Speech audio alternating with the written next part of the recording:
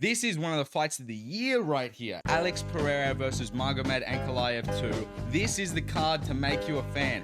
Let's get on to some news and stuff, Carl. Important stuff, big time stuff. This is the deal that Israel and the US and a whole bunch of Arab and Muslim states around Palestine and around Israel have signed on. The single biggest thing that is actually impacting the climate and the anthropogenic climate change that's going on in the world right now isn't being addressed. How are we doing so far? Is this too crazy? Feels pretty crazy. Yeah. Do me a favor, Carl. Pull up the UFC 320 card right now. Let's preview it for the fans. We're going to have JP here on Sunday. We should have Riley here. We'll have Carl here. It's going to be a party. The big fights. If you've been looking to get into UFC, if you're like, I'm not really a fan, I'd love to get into it, this and that, this is the card to make you a fan. Alex Pereira versus Magomed Ankalaev 2, one of the closest fights of this year so far, is going down this Sunday alongside Merab Dvalishvili versus Corey Sandhagen, a genuinely great fight as well. Absolutely stacked main card, absolutely stacked prelims. It's going to be an insane show. Don't miss it. We're going to be going crazy, especially as Carl, my main man, said here. If Pereira gets the knockout win, we're going to go crazy because I love Pereira. Riley loves Pereira. I know Carl and I talk about Alex all the time. He's got one of the most amazing styles for MMA, especially that kickboxing uptight style. He's got such a tall stance and he's a knockout artist. And I'd love to see him at his knockout best this weekend. So what do we have, Carl? Who else is on this amazing card? Because I know it's a freaking banger. Scroll down. Let's have a look. We got some crazy stuff here. Yeah, so we know we got the 2 title fights to head it up. And, you know, Merab is actually maybe one of my favorite fighters in the UFC right now. Yeah. His journey is so inspirational. The fact that he's just, like, he always just talks about being a regular dude who had a regular job. Back when he was younger, he used to smoke cigarettes. He used to be doing crazy things. Yeah. And now he's just committed to the grind. You know, DC said he came to his house the day after he won the belt and Merab was out running and he had done like 14 Ks that day, right? The day after he beat Sugar at the Sphere, right? Which is insane. Like, his work ethic is just insane. And it shows in the cage.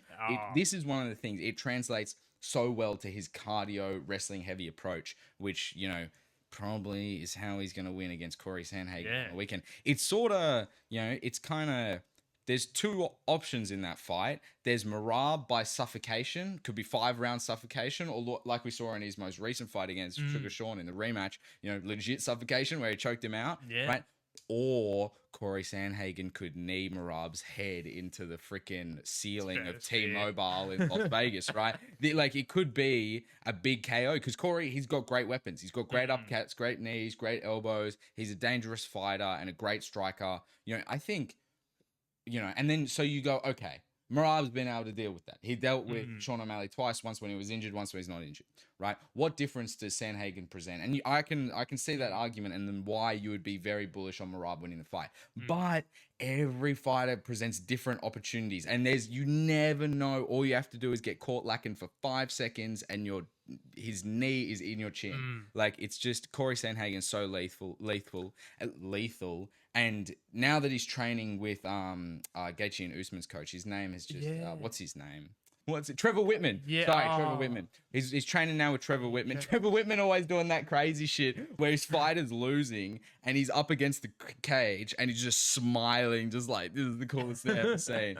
But I know there's crazy stuff on here. Look at this. Yuri Prohaska, the real life ninja himself, the samurai ninja himself, versus Khalil Roundtree Jr.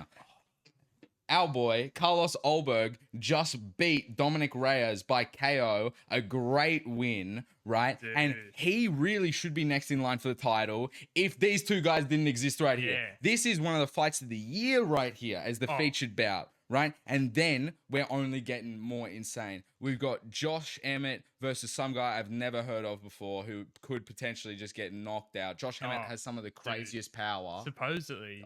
Not supposedly. Ask Bryce Mitchell. That shit ain't supposed. He was tweaking. He was tweaking. And he has legit power. And then that's a good fight too. Abus Magomedov versus Joe Pyfer. two up-and-coming rising stars. Abus was essentially like boosted. He fought Sean Strickland, lost. He's now like in a bit of a rebuild phase of his career. He's strung some nice performances together, and now he goes on to go on to face Joe Pyfer coming out of the US, who's had a bunch of wins. Most recently, I believe, who did he? I know he knocked out Barry Alt, but I can't remember who else. He finished someone really recently, Joe Pyfer. He's on a good streak. Because he was on a card recently. Yeah, exactly. And he had another good win there, which has got him this shot here. And then, so, dude, stacked every single one of those fights is absolutely insane. Absolutely. Insane. And then, the fights this weekend were awesome too. Like Carlos Ulberg, he performed in his biggest fight so far, his first main event in Perth, sold out gate, all these things. He's gone out there and he knocked out Dominic Reyes in the first round. But anyway, a great fight card. I'm very excited for the episode of JP. He's a mixed martial artist himself, so he's going to be having a lot of fun and it's going to be a good time. Anyway, let's get on to some news and stuff, Carl. Today I was thinking about what we're going to talk about on this podcast. We got a lot of things that could come up. I'm a big politics guy. I'm a big geopolitics guy. I'm a big economics guy. I love my finance stuff too. I'm always tuned in. I check the news and I see that there's a 45-minute press conference with Benjamin Netanyahu and Donald Trump 2 hours ago, first thing on YouTube. So I'm like, here we go. That's what we're talking about on the episode tonight. And it's one of those ones where we have had some Palestine chat on the show, so I feel like this is right to kind of bring up and give people the latest on what's going on, because freaking hell, the way they describe the information, especially in those meetings, you have to really break it down to understand what's going on. So this is what's going on, folks. The President of the United States came out for 35 minutes. I watched the whole thing. I watched the whole 45 minutes. Trump spoke for 35 minutes, right?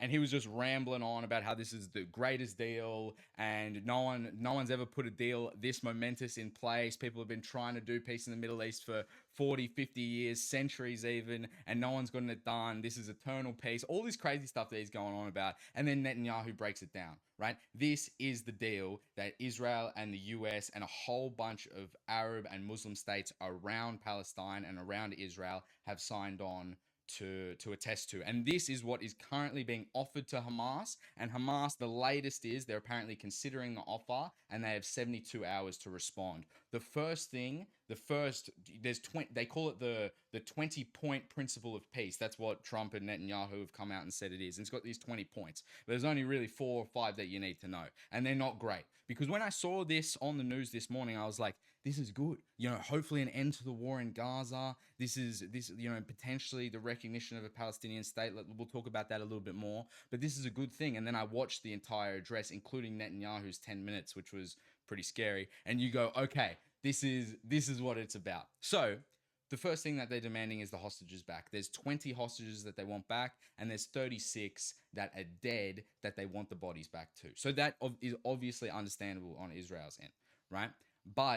So what's going to happen once they get the hostages back? The IDF is going to withdraw from Gaza, causing a ceasefire, because at the moment the IDF is in there. There's big blockades on supplies and humanitarian efforts, etc., which is restricting aid from getting into the country. All that will be removed once the hostages are back. So hostages come back. Then the next episode is the IDF removing the blockades, removing personnel from the area, and Palestine will now be, the IDF it'll be demilitarized is the word that they were talking about. To what extent, we don't necessarily know, because that gets into the next point, right?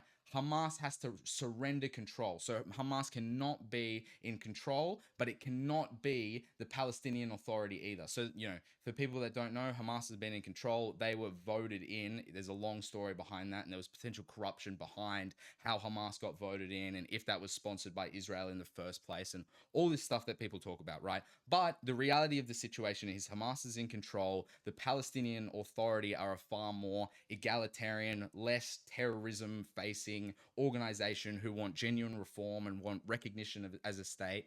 Israel hate both those parties. They don't want the Palestinian Authority running Palestine. They don't want them running Gaza, and they definitely don't want Hamas running Gaza.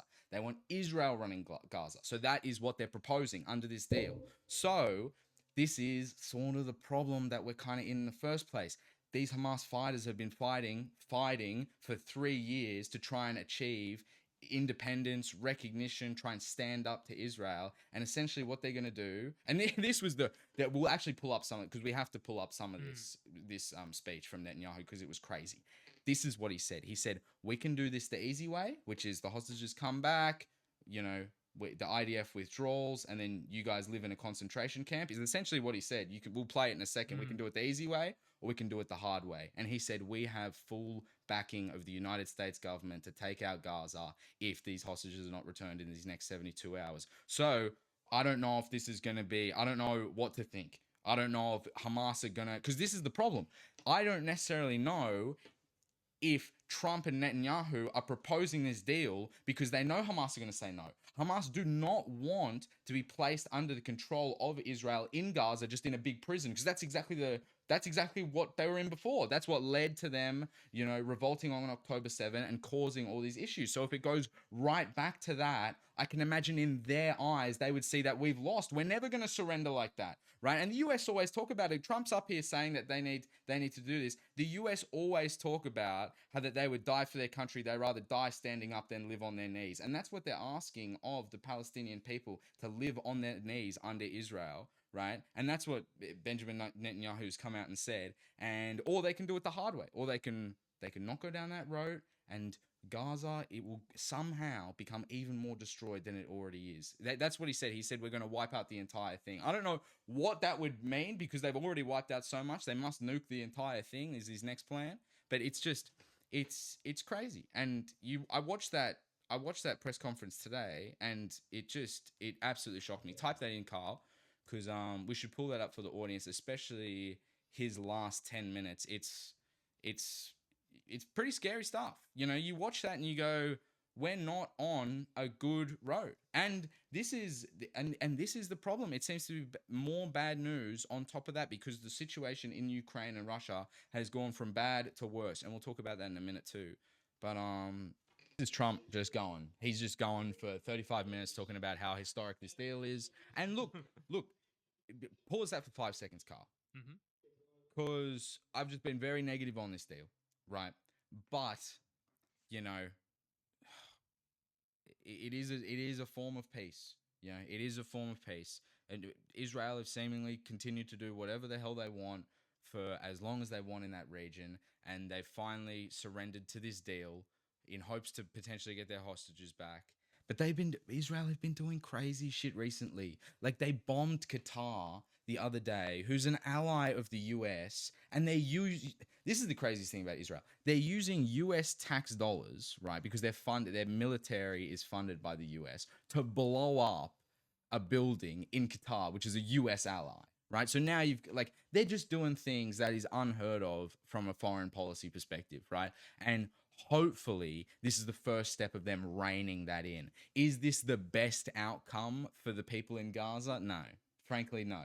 It's not, right? Because both Trump and Netanyahu are shutting down the prospect of a Palestinian state, and you know, which is probably the best way to go. But at the same time, you know, is it too late? Is Gaza destroyed?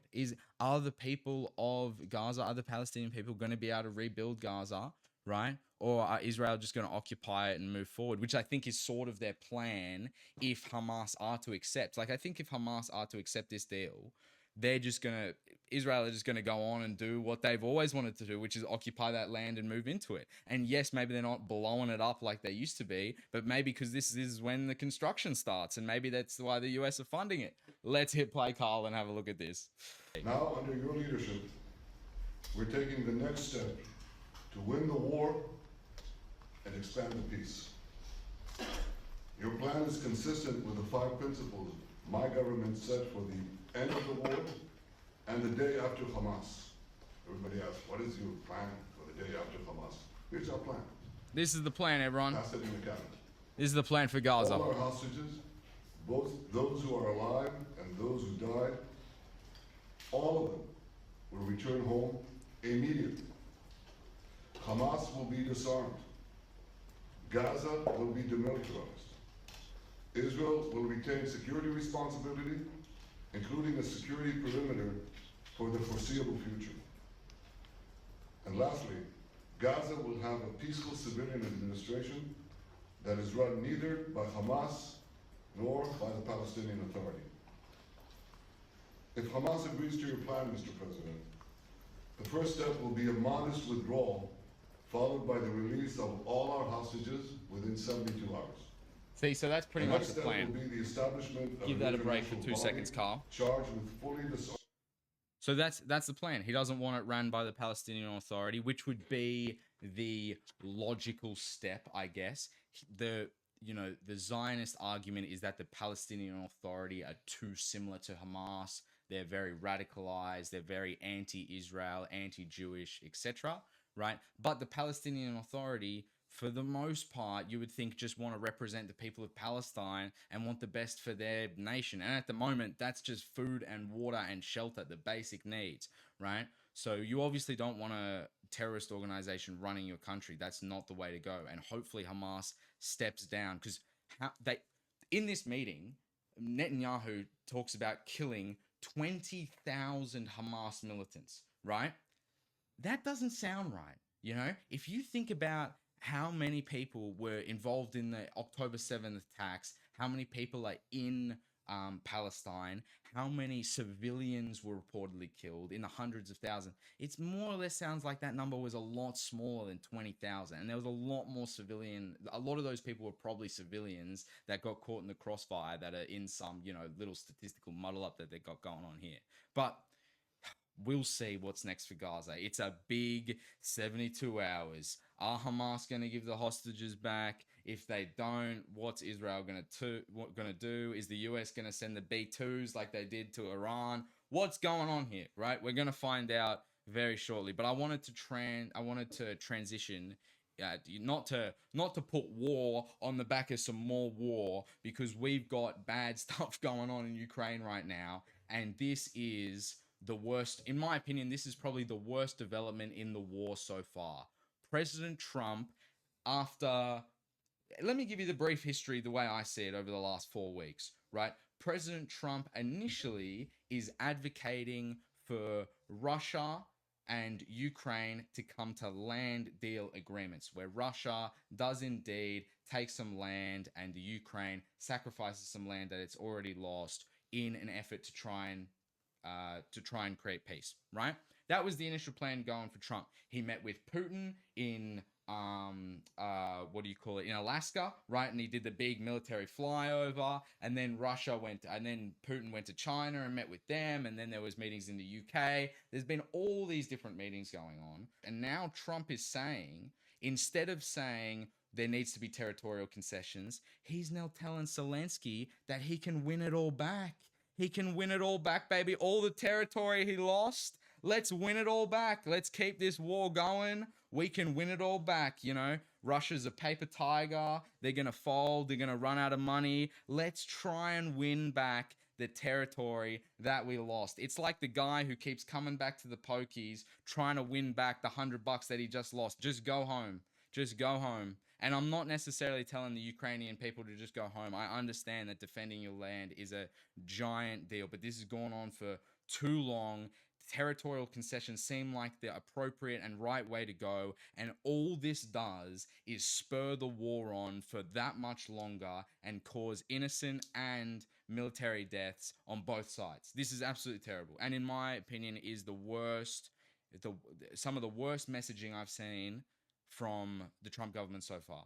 But Carl, what do you think? Have you seen either? Talk to me about what you think about the plan for Gaza, because we're talking about some crazy shit right now. We're talking about the plan for Gaza, and we're talking about World War III, because things are getting hot right now, because Ukraine is popping off, and that war is now looking like it's going to get extended. What's Trump saying? He's going to try and win back the territory. He's going to continue to fund Ukraine. The EU are looking to provide more Ukraine funding than ever before. This war is only just getting started when it comes to a money perspective. And not long ago on the show, we were talking about how we could be close to peace. There's deals going on in Alaska with Russia. There's Zelensky and Russia and Putin are going to be in the same room together for the first time. This is huge for both parties. And now look at us. We couldn't be further from peace. This is this is terrible. It's genuinely, in my opinion, it hurts. It hurts my soul that both these situations are going on, and that's why I think I should talk about them and let people know, because I think it's important. And the flips that we've seen from the Republican administration this year has been insane. And this is off. I can't even believe this. They are trying to get the Ukraine blown up. They are begging Putin to blow up the Ukraine. Every single time there's like peace talks, this, that, ceasefire, this, that, they're like, nah. They're all foot on the gas. Let's go hard and see if we can pressure them. And now Trump's talking about how the EU is so concerned with Russia and so concerned with defending Ukraine, but they continue to buy oil and buy, energy supplies and natural gas from Russia, right? Which essentially funds the war in Ukraine. So there's a lot of fronts going on. It used to be, we used to, I wouldn't say joke, but people have joked about Ukraine just being a big money laundering operation. And I think to an extent that is true. But now we're playing with World War III in a way that we haven't before. Like Russia is invading airspace in Poland, Estonia. These countries are talking about shooting down drones, shooting down manned ships, all this stuff. Right. And it feels like the EU is getting more and more dragged into this thing, and the US is getting more and more involved in this thing. And the messaging's only gotten worse from the president about how we need to keep continuing to fight this war and telling Zelensky that he can win his country back. And he's telling him to take a gamble, because he's telling him to go up against the Russian forces. They could take territorial concessions, but spin the wheel. You could lose your country. Freaking have a go. That's what he's telling Zelensky, and that's not what we should be doing. We shouldn't be gambling. And as you said, there's no winners and losers in war. Yes, it wasn't right for Putin to invade Ukraine in 2022. Yes, it wasn't right for the US to get involved in 2014 and, essentially fund a coup and destabilize Ukraine and, cause a lineage of things to fall into place, which has created this war, right? So now we're in the position we're in, and we're gambling not only with the people of Ukraine and their lives, but a broader conflict in Europe that we haven't seen in 80 years. For over, I don't want to say over nothing, because that is disrespectful to the people of Ukraine, and it's disrespectful to the regions that we're talking about, Donbass, Luhansk, and Crimea, which was annexed in 2014. Obviously, the lives and the people in those towns matter. But we're playing with nuclear weapons. We're playing with, potential society, human-ending, consequences here. And to talk about those three, most people that talk about the Ukraine war can't even list those three regions that I just said, right? Because they don't know what it's being fought about. They just know stats. Trump's been an idiot, this, that. Zelensky used to be an actor, was on this show. What's that all about? That, just classic things. Yeah. But no one knows what the war's actually about. And it's been going almost 4 years now. So, and let's see what happens there, because I couldn't tell you what the road looks like from here. It looks like there's going to continue to be funding from the EU and US to keep the war machine on. That's obviously what the US wants. Someone's obviously, because Trump had made up his mind. These territorial concessions are the way to go. So what has happened in the last 3 weeks to get him to change his mind? Is it, big weapons? Are they pressuring him and saying, look, we're going to take away funding from the Republican Party. JD Vance isn't going to get elected next, cycle if you guys don't get funding from us, and we're going to take it away if you continue to do this. Who knows what's going on? Who knows the strings that people are pulling to keep this war going? But Trump was very much ending the war, and now it's like he's asking to fight it. He's doing what he always does, and he's using inflammatory language and calling Putin names after they just met. This is not a good situation. This is the worst pivot I've seen in the war so far, and it makes me terribly sad. All right. Yeah. What do we got next? But then that's the interesting thing as well, going back to what I was saying before, and by extension, the fact that no one wins, like pretty much everyone loses in the war.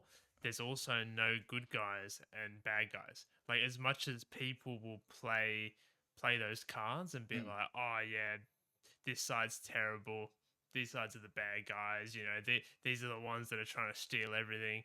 The spread. That's exactly what I was talking about before when it comes to the disinformation type stuff. Like, I'm talking all this shit, saying all this type of stuff, but who knows if I'm being misled online? It's hard. I'm watching these videos trying to figure out if this is AI, if this is deep fake, if this is bullshit, what's going on. And so you really, like, there's only a very handful of sources that I really trust when it comes to this type of stuff. And that's 100%.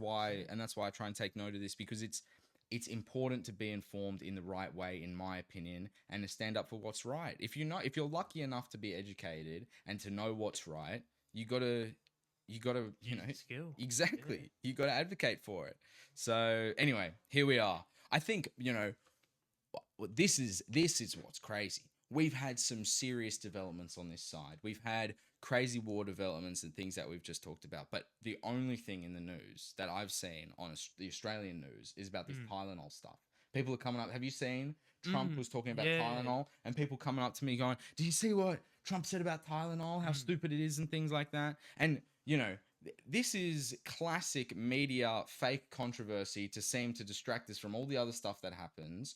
RFK comes out with his gravelly voice, and Trump come out and they say, listen, Tylenol might be bad. There's some links that the FDA has found to autism, ADHD, neurological disorders that it could create if it's taken during pregnancy, right? And people start freaking out. There's no studies, people look this up too. TikTokers and Instagram influencers who were pregnant were going online and taking Tylenol when they didn't need it and going, look, President Trump, I'm pregnant. I'm going to take Tylenol at 28 weeks pregnant, and then I'll take it. And it's like, you're taking Tylenol when you don't need it. You're just being an idiot. And this story seemed to, bypass all the important stuff that I thought was going to be talked about this week. But here we are. We're talking about Tylenol. And what has happened since is people have gone digging, and people have found studies that Tylenol have conducted themselves about the link between ADHD, autism, and neurological disorders, and taking Tylenol when you're pregnant. So yeah. Kennedy was right. They were right, and people and the media freaked out about it, and here we are. But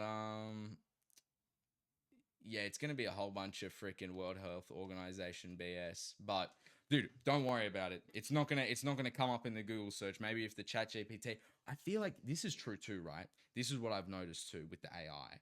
The AI, when I was first using the AI, it used to be pretty open with me. It used to tell me the truth. If I'd ask about something, it wouldn't try and rein me in. It would let me cook, and it would give me the information that I've asked for. But if I ask it about some sketchy stuff like this and other stuff that we've talked about today and wanting to know more about these issues, now it's starting to try and shut you down. Like, hey, what are you doing? This, that, and the other. And I'm like, Is this doing this on purpose? Is this this just the way it is? It would have to be. It feels like it is to me, and I'm like, they have to, because they obviously, as you know, obviously they'd have to have shareholders and people who kind of control ChatGPT, and they would 100% put stuff in order to try and make sure that it couldn't go on with stuff they don't want people to sort of find, really. Exactly. And it's the same sort of way that people know that even the founder of Telegram,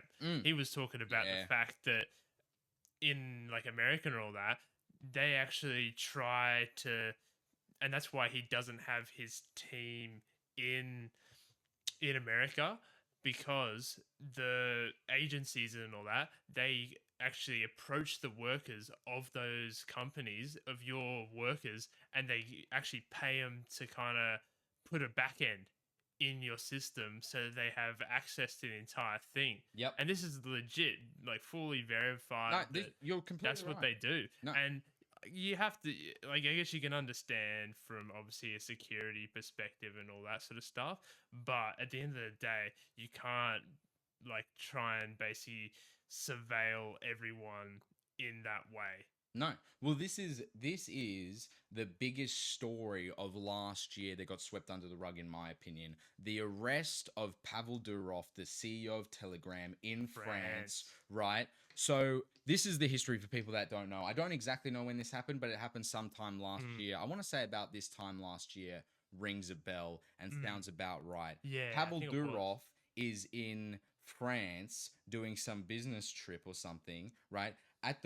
Currently, before he got arrested, Telegram had a hard stance of not letting any government into their software. They don't want it to be controlled. They don't want it to be censored. They don't want it to be monitored. They want it to be a complete freedom of speech platform where anyone can sign up and say what they want to say. And the way Telegram is structured, it's not really like Instagram, where, if you post something on Instagram, anyone could see it, right? If I post something bad on Instagram, a kid could see that, right? People who aren't meant to see that could see that. Telegram, it's not really the case. You're more dealing with numbers, group chats. You sort of have to be invited into stuff. It's not as in your face social media wise. Yeah. So this freedom of speech idea for group chats and not letting group chats be monitored makes a whole bunch of sense, right? So Pavel Durov is standing on this proposition of delivering this freedom of speech platform to the world, right? Gets into enemy territory, it seems, in France, gets arrested, spends time in jail, undisclosed things happen to him in jail. He comes out 3 days later and says, we're going to allow the NSA, we're going to allow the UN, we're going to allow all these organizations into Telegram's files to have a look at like content history, chat history. They're going to be able to monitor things going forward. And it's like, whoa. You obviously did a few things. You either paid him off some big money. You either said, listen, we're going to get a back end into Telegram and we're going to give you $30 million. You need to shut up, etc. You either tortured him to get him to give up that access, or you threatened his family. The list, it only gets worse. Yeah. It only gets worse. I'm giving you the good options first and the bad options later. It only gets worse from there. And it's obvious that they've done this to try and there's a bunch of, sorry to cut you off, Carl, but there needs to be more disclaimers here because there's a lot to be discussed. Yeah. When it comes to this, there's a lot of things that people point to. Obviously, the main thing is they're trying to limit freedom of speech. The people in power, the people in control, the people in France, who are the EU is an ally of the West, the Western globalists, if people want to get really conspiracy theorist on me, right? They want to shut down freedom of speech. That's why they've done this to Pavel Durov, etc., right? But there's a whole bunch of arguments about why they decided to do this. Apparently, Russia and North Korea, their soldiers were using Telegram in the war against Ukraine. So France initially got wind of that and wanted to shut it down because of that reason. So they were using that as like a bit of a caveat, a defense to say, that's why we shut it down. That's why we wanted access. That's probably true to some extent, right? I imagine a platform like Telegram is perfect for communicating in war, in modern warfare, which sounds crazy, but with phones and cameras and stuff. And so here we are. That's the game that we're playing, and that's the world that we're living in. So we'll see if that situation gets any better. We'll see if the situation in Israel gets any better. But I think that Pavel Durov story is an exact representation of one of those things that makes you go, this is bullshit. This is 100% bullshit. They're not even trying to lie about it. This is just confirming what people that are conspiracy theorists have confirmed for so long. Why would they do this if it was legit? So here we are. I don't have much more to say about Durov. He seems like I've seen interviews with him. He seems like a good guy. Yeah. He seems like a guy that's a bit of a tech nerd, classic tech guy. But sorry, Carl, you were saying. Yeah, that's the problem. Like, where obviously you're talking about those three kind of main things that typically you'd have to think first off it could be. But the problem is, even I think the first one you mentioned about money, the dude is loaded. Like, there's not really any money in the world that would force him to go back on something that he is so hard, like, on trying to keep. Yeah, that's the thing. When you're talking to a billionaire CEO and you think about what did they do to him in jail, right? You want to think it's money because you want to hope that they're not going to go out of their way to threaten his family, threaten his kids, etc., right? But it probably isn't. It probably isn't money because he's a billionaire CEO who runs a huge tech company that's continuing to expand their business, right? The financial means for him are endless. What's the CIA or any of these underground organizations going to offer him financially that's going to compete with what he's already dealing with, right? So you have to think it's something else. And if it is something else, that's a scary proposition because that means we're not really existing in a free world. We're existing in a world where forces that we fund without really us knowing, like, big intelligence agencies, domestically and abroad, are funded by taxpayer dollars. It's just the reality of the world that we're living in. So and then these organizations are getting up to some trouble, Yeah. and that's the lightest way you can put it. Oh, They're involved in some stuff that you look at and you go, listen, I don't think you guys should be involved in that shit, right? And it's the story of, it really is the story of the 21st century a little bit. It's the story since the 80s, when there's been so much. Well, I guess since the Vietnam War, since the Korean War, there's been so much. After World War II, there's been these micro conflicts. Makes it sound small, right? But the Ukraine War isn't small, but I guess in comparison to World War II, World War One, it is. But there's been these conflicts, and they haven't spurred into something greater. But I think, according to Trump and Netanyahu and Zelensky, now's the time. Fire it up. But okay, what else are we talking about today? Carl, I got some other stuff to talk about, but is there anything you want to talk about? Anything that you came into the show and you were like, you know what? I want to ask Ethan this. I want to ask him that. Anything I want to talk about in the news? What's going on? What are you thinking? It's a good question, to be fair. Dude, I'm fucking ripping. Yeah, I'm not entirely kind of sure, because I mean, you know me as well. It's like I do try and sort of stay away from like a lot of the sort of mainstream media, because I like the very simple stuff of kind of just working on my stuff, and I typically fundamentally just believe, like, if I just work on my stuff, like, that's kind of like the big thing, like, where, like, obviously there's a lot of problems in the world, and we kind of need to try and fix it. And there's also a lot of stuff that definitely needs fixing, and it's going to take a lot of work in order to sort out a lot of these problems. But and I'll always like just know the news, because it'll always manage to sort of pop up pretty much, and you'll basically know pretty much like almost everything you really need to know. But I do prefer to, like, I'm sure you already know, to kind of just keep just work on my stuff. No, and that's kind of like the way I see it, because it's not like people do get too caught up in a lot of this stuff, and I think it actually stresses them out and actually causes a lot more harm than good. But then also on the other side of the coin, it's kind of like you still do need people probably like really kind of still invested in these issues, pushing some like the kind of agenda in order to try and like get a change. And that's kind of like the hard like sort of line where I prefer to kind of just focus on my own stuff. And like that's just how I kind of typically see it. No, I completely, dude, it's probably a better way to live your life, rather than, because I struggle with this too, because I if you couldn't tell people, I love this shit. Like, I love it and I hate it at the same time. I think keeping up with global events like this is,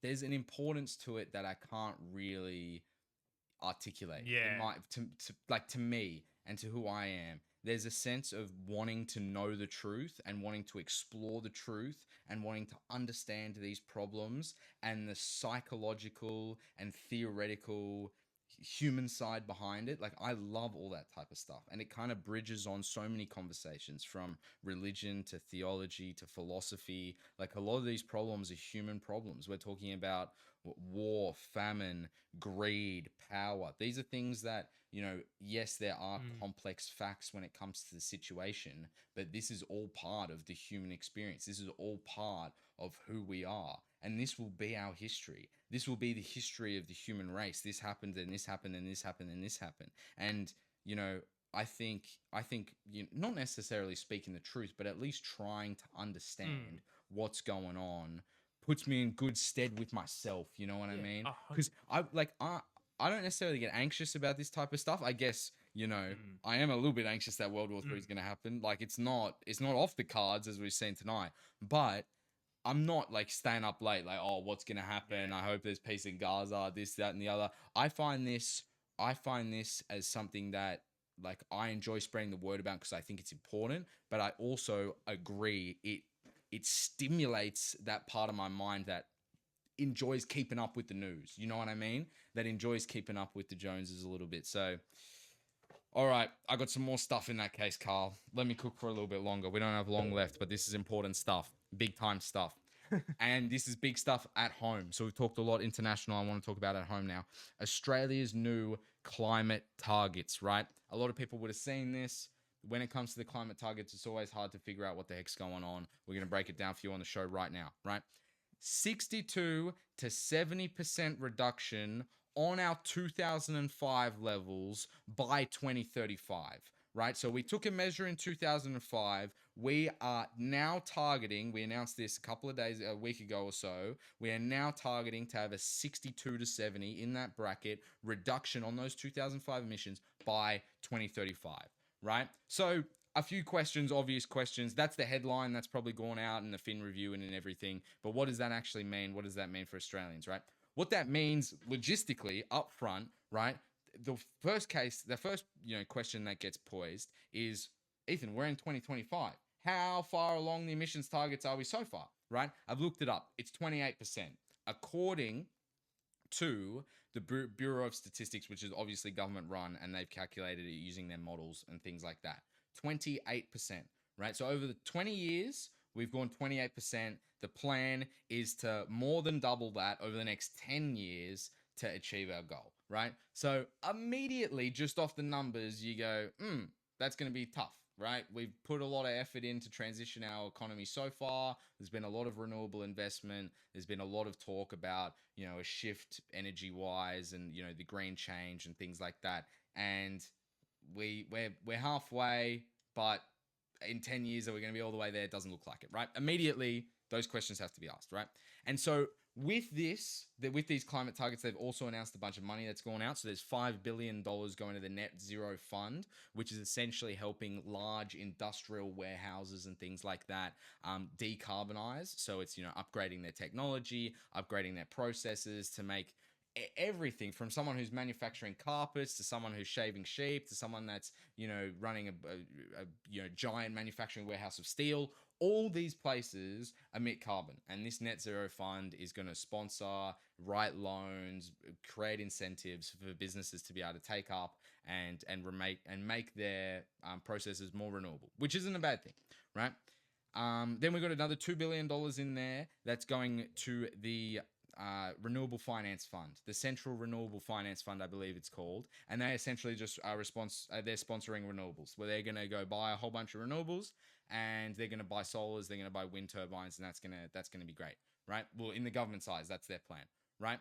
But immediately you can sort of see the holes in where I'm going here, right? I sort of want to stick to my notes here because I want to be methodical in the way that I break this down, but I sort of feel like immediately from the stats that I've broken down, you can see that this isn't going to work, right? And this is actually the biggest problem outside of these targets. Let's talk about the biggest problem, which is the export loophole. I don't know if you know about this, Carl. If we send coal over to China for them to burn, that doesn't get counted in our emissions, obviously, right? So then you go, okay, we're one of the largest exporters of coal in the entire world. How much of the coal are we burning domestically versus sending overseas? And the answer is 88%. 88% of our coal is being sent overseas for essentially China to burn. And then you go, okay, all right, so that's obviously not good. We're saying that we're doing these targets. We've got these targets which are, they're kind of going to be the backbone of our climate policy. But the single biggest thing that is actually impacting the climate and the anthropogenic climate change that's going on in the world right now isn't being addressed because it's through this loophole. And China has a 2050 target, and who knows if they're going to hit it. They're going to report. The CCP are always, in my opinion, always coming out with fake numbers. They're always coming out with, we did this, we did that. I don't really believe any of it, to be honest, because so much of it has been, this is the thing, who knows? Because people in the US say like, oh, China's bullshitting, but maybe they're just saying that because they want to make China look bad. Too much misinformation over there for me to get involved. But all I know is that the worst part on top of this is we go, okay, well, that's not ideal. This export loophole is not ideal. We send more liquefied natural gas to other countries. We're the biggest exporter in the entire world, right? So that doesn't get accounted for in our emissions either, plus the coal on top, a lot of which is unrefined, dirty coal, which is which is having a bigger greenhouse impact than the clean coal, which we do burn domestically, right? So then you go, okay, that's not ideal. That's not being factored into the targets. That's the real kicker here. What's even worse is the $2 billion that I just mentioned that we're going to spend on these renewables. Who do you think manufactures those? China, right? All of our solar panels, all of our wind turbines, all of our hydroelectricity engineering, manufacturing compartments, that all comes from China, right? And then you go, okay, so China are burning our coal that we're sending over there to create electricity, using that electricity to manufacture solar panels, manufacture wind turbines, and send them over here to Australia for us to use. I was talking to the neighbors down the road just the other day, and they said that over the last 8 years, they've had their solar panels replaced 3 times. These solar panels are not renewable. They break all the time, right? They're not very efficient. They're only working when the sun's shining, and they're not recyclable. You can't recycle these things. Carl, please interrupt me.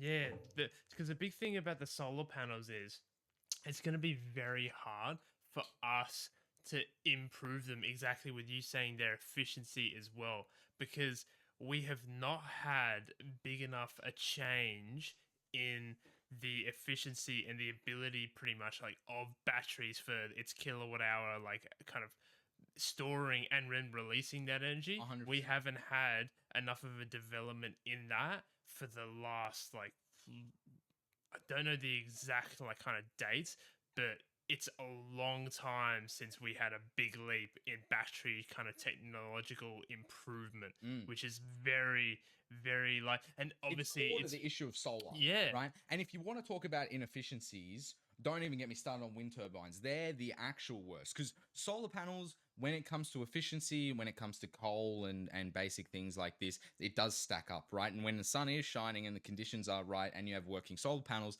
they do a decent job. Wind doesn't make any sense. Wind is the least efficient form of energy production. It's one of the most expensive. It's one of the least recyclable. Those metal alloy dystopian wind turbines that they've got set up, right, along the coast of Victoria, New South Wales, Queensland. Number one, I think they look disgusting. I love natural beauty. I'm a huge fan of nature, camping, just everything. And these giant dystopian windmills are not my vibe. I don't like them. So that should be said, right? But then you can't recycle these things at all, right? So they have to essentially be burned and buried in the ground. They've got an average life expectancy of 5 years. They are essentially a bird graveyard. And Trump, he's got a lot of quotes that I think are pretty crazy, but he said this: they're a bird graveyard, those things. They're, you look under there and there's just dead birds underneath them. It's not good for the wildlife. There's even crazy studies that show it interrupts the patterns of whales as they migrate around the coast. I know that sounds like some crazy stuff, but whales are literally beaching themselves outside where they have wind turbines set up. You can even try and look that up. But this is so rounding out this climate change discussion that we're talking about, there's a lot of holes in the policy, right? And so you go, okay, I'm just a kid. I just pointed out 2 things that I don't really feel like can be rebutted. There's nothing like, what are you going to say to those 2 things? It's true. Our exports that go overseas don't count. And the renewable plan to get us to 2035 doesn't really look like it's going to work. And it's being funded by people who are pumping way more emissions into the atmosphere than we are, right? So this plan isn't really, it's kind of bullshit, guys. That's so if the federal government was here, what are they going to say? I'm going to say this plan's sort of bullshit. What are they going to say? And so, and this is why I think it's happening, right? So it's kind of along the lines of the Green New Scam. And this is what I think, right? So climate change is real. Climate change is 100% real. The models have shown it, that anthropogenic climate change, the change of having 200 carbon parts per million in our atmosphere 150 years ago, and now the current 425, so a 225 increase from 200 to 425. That increase in the models has shown that it's going to lift the temperature of the Earth 1.5, 2 degrees over the next 20, 30 years, which is going to create a slew of issues, right? We're going to lose a bunch of ice up north in the Arctic, which isn't good for a bunch of species up there and countries up there even. Sea levels are going to rise, which isn't good for coastal populations in like the Maldives. Corals getting bleached because the ocean's warmer. A slew of issues that are all bad, and I completely think there needs to be something done about this. I don't disagree with that. But what needs to be said is it needs to be a genuine effort to get there. It can't be this bullshit of these renewables that don't necessarily work, that aren't getting us there any faster.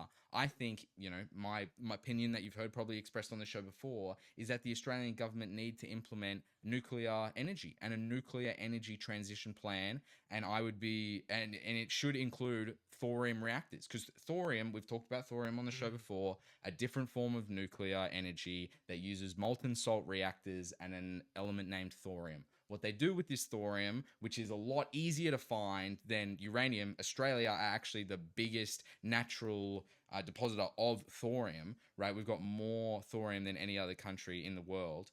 We could put this thorium in a molten salt reactor, blast it with beta radiation, which essentially means just shooting hydrogen particles at it, which bumps up the amount of energy and protons that it has, I believe, bumps it up to uranium, so it's essentially transforms into uranium in the molten salt, then starts creating the electricity, and then from there is essentially an unlimited fuel source. So this, and smarter people like that, smarter people than me, can give a decent breakdown of thorium, how it works, etc., etc. But I think that's the real conversation for me. And we have coal plants that have big grid handling capacity, big water cooling capacity, and could be transitioned into nuclear reactors, especially these smart thorium reactors that we're now starting to see debut in India, China, the likes. So I think a fake plan of this 62 to 70 isn't a great idea. I think it's sort of what the politicians have to do to keep the people kind of at bay, because climate change is kind of, it's always on the precipice, and it's always exactly a big party issue when it comes to voting time. And this is what they've had to do. This is what they've done to essentially continue to fund big renewable companies, people that benefit from big solar, big wind, all that sort of stuff. And I think the real solution, which has had a ban on it in Australia since the 90s of nuclear energy, is, in my opinion, the most viable option. And we could be a market leader in nuclear energy, especially in thorium, which I think is the next frontier. So we'll see. I don't think with these targets, with the export loophole, with all the shit that I just talked about, I don't think Australia hitting these targets anyway, just from the raw numbers. Exactly. Right? And so you go, they're just setting these for spectacle. They're performative targets, I guess you could say, at the end of the day. Even if you believe the target, even if you believe and you think all what I just said is nonsense and not true, right? Even if you believe that, you still understand that these targets are performative. So, that's where we are with that. And I don't know what the government is going to have to do to rectify this. I think, they need to spend serious time and serious consideration on a nuclear program that's nationwide. And yeah, we'll see if anyone's got the courage to act on that. That's the problem. It's a big change. There's a lot of money involved. There's a lot of big spending involved when it comes to a state level, a federal level, and there's a lot of courage involved too. The fossil fuel companies in Australia own everything. They are the big money companies in Australia. You look at the ASX 20, and 12 out of 20 are natural resource companies. So you go, look, am I going to stand up to this empire and risk my career, risk all the funding that comes through? Because politicians, if you didn't know, are funded by corporate companies. A lot of these being mining companies, a lot of these being medical companies, and all of them, they're giving you some money, but they're getting a little something in return. Hey, here's $50 million for your campaign. We hope that you beat that other Labor guy. By the way, if you get in, we'd love this area that we've been eyeing off in Western Australia. We've been trying to get the permit for 20 years. It would really help us out if you gave us the developmental rights to be able to go in there, right? This is the type of stuff that happens, and the Australian people shouldn't be blind to it, and that's what's happening. And this is essentially this is the headline Australia have new targets. They're more developmental. The Greens hate it because they're too low. The Liberals hate it because they're too high. But the Australian people know that it doesn't fucking matter. They could make the targets whatever they want. Nothing's going to change. All the coal's going to China anyway. And they're essentially the sweatshop for the world. And we're, the coal funders of that. So welcome to the new world, people. Anyway, what else? What else we got? What else we got today? Probably the hardest hitting quote that I was gonna say that was from David Attenborough was the big one for climate change. Is that he talks about obviously in the world wildlife and how important kind of like the flora, the fauna, and just having the world be so diverse and so wild, like which creates the ecosystem, which is basically everything runs on top of, everything runs around it, and how important all that stuff is. And I'd say the biggest one is he talked about in one of the latest documentaries that I remember watching from him, and he talked about the wild is now becoming the tame. And that's like one of the biggest problems, along with obviously all of this, the CO2 getting pumped into the atmosphere. And that kind of is, I guess, causing some of this like wildlife to obviously die and the habitats to get destroyed. But I guess by extension, what might be worse is maybe like it's hard to obviously like compare the two, but what would be worse, and they might just cause each other, like by extension they kind of both happen at the same time, realistically. And I feel like you're completely correct. I feel like the climate change narrative, whatever you want to call it, people go as far as calling it the Green New Scam. I think there are elements of the Green New Scam title and label that are true. I think there's a lot of these renewable energy companies that are making wind farms, making solar panels, who are getting giant government grants. I think that money could be better spent elsewhere. Is there corruption going on there? I don't necessarily know. Maybe there is. There has been before. I wouldn't be surprised if it's going on again. But this is where we're at. But I think it takes away from the real problem, which is pollution and habitat degradation and destruction. Really, like you look at 100%. All the terrible statistics that come out about deforestation. You look at about all the terrible articles you read now about microplastics in the ocean and in our food and in our bowls and in all this crazy stuff. Right? That's what they come out. They say, you got microplastic in your toenails, in your hair, in your ears, wherever. They're just telling you that you got it everywhere, and it's probably true. We've been poisoned by our own environment, and I think that is, the poisoning of our own environment via pollution is just as important as climate change, and people know that, right? But that's not where the money is, Carl. Exactly. The money's in the energy switchover, the energy transition, Carl. That's where we're getting the 5 billion net zero program. Let's see if we can get a grant for that. No one's giving out grants to go clean up the ocean. No one's giving out grants to do. This is the real hope. This is what I hope will happen in the future. If I could put some positive energy out there, this is the great white hope for me when it comes to pollution. That there is a biomedical weapon that is able to eat plastic, essentially. That they have a bacteria that they can biomedically engineer. It's not harmful for humans or any other animal, which needs to be an important part of the story. Otherwise, we're going to turn into a blockbuster movie where there's this outbreak of bacteria that's eating people's flesh off or something. But no, if we can The Last of Us. Yeah, exactly. Something crazy. If we were to have a plastic-eating bacteria that was able to be released into the oceans, it didn't somehow was able to be controlled and managed. I think that's the only way. That's, in my opinion, that's the only way. Because you're not going to clean up the oceans manually. I don't care what. Exactly. They're coming out. I see it in Sydney Harbour when I'm getting the ferry. There's there's this new startup company that has a little drone and it goes around and collects containers or something. Shut up.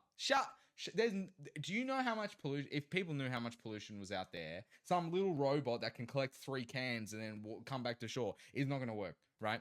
There needs to be a macro level solution that includes some complex bioweapon type shit, in my opinion. Yeah, but we'll see what transpires there. Exactly. we've been wanting to do these solo shows for a while, and these shows are sort of going to be news shows. They're going to be political shows, and it's essentially just going to be me ranting about whatever the hell I want, which is hopefully going to build my skill for doing the show. That's kind of the plan. I want to be comfy in this set. I want to be comfy talking. I want to form like a bit of a rapport with the audience in that sort of way, and this is the plan for it. And one thing that's happened over the last month, I guess, that we haven't had a chance to cover because this is our first solo show is the Charlie Kirk shooting. Do you remember where you saw that, when you saw that, where you were, what was going on? Yeah, it was pretty much almost quite similar to even the Trump shooting, where he was almost assassinated. I found out about the Trump one a lot sooner. Like, that was a ridiculous level for me being in Australia. Like, it was ridiculous how quickly I found out almost directly after it happened, just because I so happened to be doing some like market research on X about sort of stuff that was performing in certain niches, and it just like popped up, and I was just like, is this real? Like, but yeah, for the Charlie Kirk shooting, it was probably maybe like 10 hours probably after the incident. Okay. So it was pretty much like on the day still. Yeah. And then I found out about it, and then all the stuff from the news, you just see everything popping up, that night. I couldn't agree more, because this is what I said when you said everything popping up. That's exactly what's coming into my head too, because early on the narrative on Charlie Kirk was pretty steady, right? There's the lone gunman, Tyler Robinson, right, who's 22 years old. He's got these phone messages between him and his roommate confessing that he did kill Charlie Kirk, all these things, etc.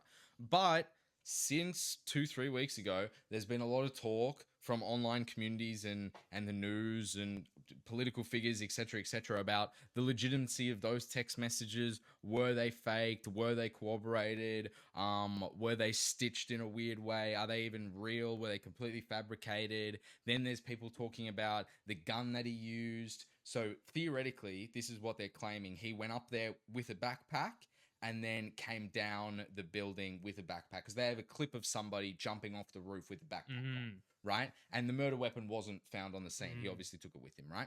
So to fit the gun that he shot into the backpack, you need to disassemble it. Yeah. To disassemble the gun requires 3 or 4 tools. You need an Allen key, you need a screwdriver, you need these special gunsmithing tools, all this sort of thing, right? And it takes 4 or 5 minutes to get the stock off, get the scope off, undo the barrel. I don't know anything about guns. I'm not an expert. But if I just shot someone in the neck, if I just shot Charlie Kirk and I could see that he's dead and I'd killed him, and my adrenaline was boom, boom, boom in my head, and I'm trying to dismantle this gun over the course of 3-4 minutes and then get out of there, I don't necessarily buy that. Like, that's a weird story. Like, that doesn't make much sense to me. You would imagine that you're going to be freaking out after that just happened. You're a year younger than I am now, and I don't know anything about life. I would be the most scared I've ever been in my entire life if something like that was to go down. I would have no control over my body or anything that's happening. And for me to stay composed, locked in, get this gun in the bag and leave would be a monumental feat that I don't know if anyone would be capable of without military training and those types. Because this is the thing. If he was a military guy, he was doing this all the time, right? Then maybe there's a chance that this is true. But no military experience. This guy was apparently super pro gay, super into furries and all this crazy stuff. I don't know if he's necessarily been super adept with firearms. Apparently he is making a 200-foot shot and dismantling this gun on the scene, putting it in a backpack and moving on. So there's a bunch of things that aren't really adding up. There was also, I saw this early on. This actually came out early on, right? There was a guy in the crowd that as soon as Charlie Kirk got shot, you can even hear it in the audio, I think. As soon as Charlie Kirk gets shot, there's this guy in the crowd who's only like 20 feet away from Charlie Kirk who exclaims, I did it, I did it. And he's taking his clothes off, freaking out. And that's who they originally arrested. But he obviously didn't do it. Like, he didn't have a gun. He was literally just like a fake. He just started wigging out. You know, and this guy apparently has a history at being at some pretty crazy things. Apparently, this guy was at the Boston bombing and he was at 9/11 too. Bunch of stuff about this Charlie Kirk assassination is starting to kind of come to the surface. And I don't know what to believe. That's the thing. That's what I was talking about with the misinformation before. Who knows what's going on? There was a lot of people talk about there was a bunch of, you know, stuff going on with Israel and Charlie Kirk before he died. He'd switched his views. He was very, you know, pro-Palestine and pro-Gaza and pro-peace before he died, which was against the Netanyahu narrative. So here we are. It's not going to bring him back. Any of this isn't going to bring him back. And I think, you know, we haven't talked about Charlie Kirk, and we could talk about these conspiracies revolving his death all day. But I guess the main message that I take from Charlie Kirk and the whole situation is he was a Christian man. And he even said himself that if he wants to be remembered for anything, it's his faith and it's his courage to declare his faith. And I think that's really important in a society like today. I think Charlie Kirk being a soldier of God, like people being religious and taking a stand and saying, this is what I believe in and this is for me, and I don't care if you agree with it or not, but this is what I'm going to continue to believe. I think that's powerful. And, you know, I think I should have more of that on the podcast, and he's a bit of a hero for that in that realm. But no, a tragedy nonetheless. We'll see what news comes out about that in the coming weeks, and if there's more reports, more developments. But sorry, Kyle, you were going to say? Yeah, that's probably the most important thing that I'd go on about as well in regards to shootings like this, or just any kind of stuff that is as controversial and as kind of emotionally driven, like an emotionally spurring as this is. And it's very hard for people to probably like keep their cool on like they'll just absorb, you know, what's coming in, be like, oh, is it this? Oh, you know, like that. And that's just what happens. And obviously the media perpetuates this like to no end. But with how significant the person is and how like shocking it might sort of be, such a tragic end, it just sudden.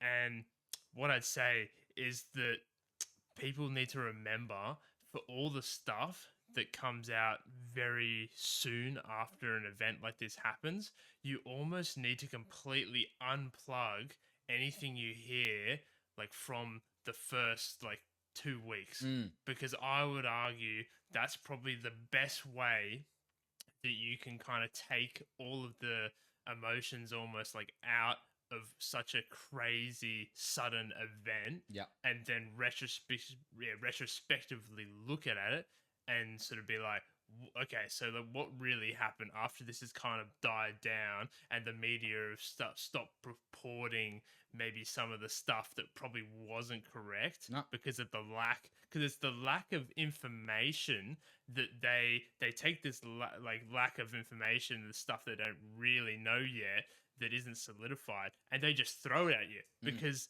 they need to make a story on it.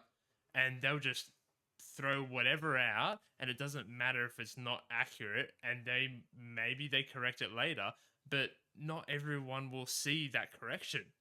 Like they'll just throw this lack of information, because I understand they obviously have to make whatever news they need to make, because obviously it's such a big event, and they'll just throw all this information, all of the different medias, and a lot of it probably, especially early on, will be incorrect. Because you have to say, like, just logically looking at it, you just don't have the information yet. And it takes But if they lied while. they lied about those texts though, if those texts between like, okay, this is a big problem. If those texts are fake, like people are claiming that they are, I don't know. There's a bunch of conversation happening about this online, because the texts, there's some very strange inconsistencies with these texts. Like, you know, according to people that knew him, if he was to send these, he wouldn't have been able to send these texts because he was away from his phone at this time. There's even people saying that according to the data on his phone, he wasn't actually even at the school. He wasn't at the shooting. His phone was somewhere else. So was this guy even the shooter in the first place? Is this some, Lee Harvey Oswald situation where he's getting stitched up? We don't know. But I think, and as you said, what we have to do is sort of ignore all the crazy facts that are coming out now, because there is crazy facts coming out about this subsequent from his death. But I think the main thing, in my opinion, to focus on is what I talked about before: his memory, his faith, and even his wife coming out at his memorial, which I watched the other day, which was a beautiful memorial, by the way, very Christian focused, it felt like a revival of Christ watching that memorial. It was insane. But Erica, Charlie's wife, came out and forgave the killer, and I thought that was really powerful. I know that sounds a bit cringe, it sounds a bit on the nose, but the way she did it was very powerful, and I think that is the legacy that Charlie Kirk would have wanted to leave. But no, well, thank you everyone for tuning in to our first ever solo episode. This has been a bit of fun. We'll see how this goes. We'll see what you guys think, and I guess we'll see you in the next one.